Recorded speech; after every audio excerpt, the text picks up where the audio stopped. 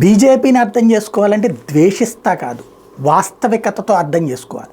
ద్వేషంతో అర్థం చేసుకుంటే గుడ్డేది చేలో పడ్డట్టే ఉంటుంది. వారసత్వాలకు వ్యతిరేకం కాదు, వారసులకు వ్యతిరేకం కాదు, వారసత్వాలకు వ్యతిరేకం. ఈడిపోతే వాళ్ళ కొడుకు వాళ్ళ కూతురు వాళ్ళకి పదవులు ఇవ్వటం, ఆ నాయకుడు కారణంగా ఆడబిడ్డలకి పదవులు ఇవ్వడం అన్నటువంటి దాన్ని అది తప్పుపడుతుంటుంది. వారసత్వ రాజకీయాలకి అది వ్యతిరేకం. వారసులనేమి అంటే ఒక ఇంట్లో తండ్రి తర్వాత వాళ్ళ ఇంట్లో వాళ్ళు వ్యాపారం చేస్తారు, వాళ్ళ ఇంట్లో వాళ్ళు సినిమాల్లో వస్తుంటారు, మనం చూస్తూ ఉంటాం. దాన్నేమి అది వ్యతిరేకించట్లేదు. కానీ ఆయన కారణంగా నాకు కూడా పదవి ఇయ్యి అనేటువంటి విధానాన్ని వ్యతిరేకిస్తుంది. అందుకనినే మాజీ సీఎంల కుటుంబ సభ్యులకు కూడా బీజేపీ టికెట్లు ఇచ్చింది.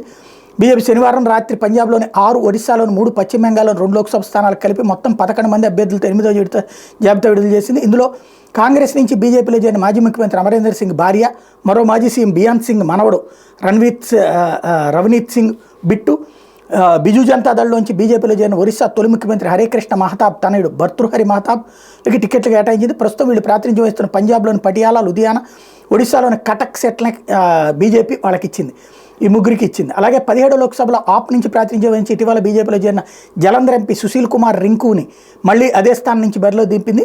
ఈ నలుగురు గత వారం రోజుల వ్యవధిలో బీజేపీలో చేరారు. అలాగే వాయు Delhi sitting BJP MP Punjabi జానపద గాయకుడైనటువంటి హన్స్కి ఈసారి పంజాబ్లోని ఫరీద్కోట్ ఎస్సీ రిజర్వ్డ్ స్థానాన్ని కేటాయించింది.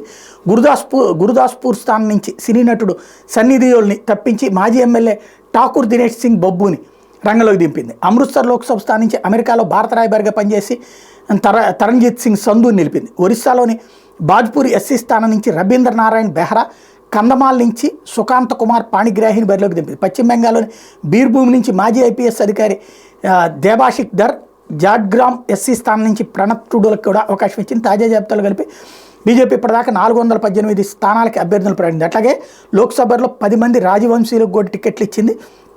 మైసూరు యుధువీర్ కృష్ణదత్త రామరాజు వడయార్కి రంగంలోకి దింపింది. అట్లాగే గ్వాలియర్ జ్యోతిరాజ్ సింధియాని, కలహండి నుంచి మాళవిక కాశ్రీదేవి, సతారా ఉదయన్ రాజ్ భోసలే, పటియాల ప్రణీత్ కౌర్, రాజ్సుకున్ మహిమా కుమారి విశ్వరాజ్ సింగ్ మేనాడ్, త్రిపుర ఈస్ట్ కృతి సింగ్ దేబ్ బరియా, కృష్ణానగర్ అమృత్ రాయ్, జాలన్వాలా దుష్యంత్ సింగ్, రాజస్థాన్ ముఖ్యమంత్రి గ్వాలియర్ చివరిరాజు జివాజీరావు సింధియా కుమార్తె వసుంధర రాజ కుమారుడే దుష్యంత్ సింగ్ను కూడా రంగంలోకి దించింది.